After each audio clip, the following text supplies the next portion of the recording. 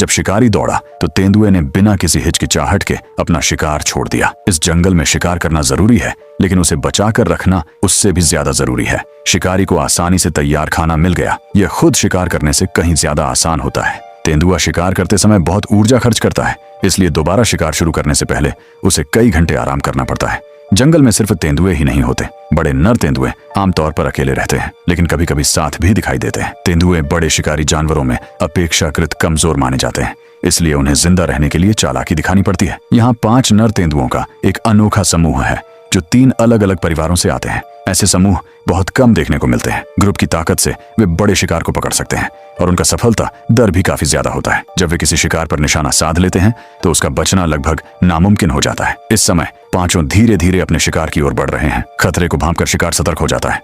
इसके बाद बचने और पकड़ने की दौड़ शुरू होती है।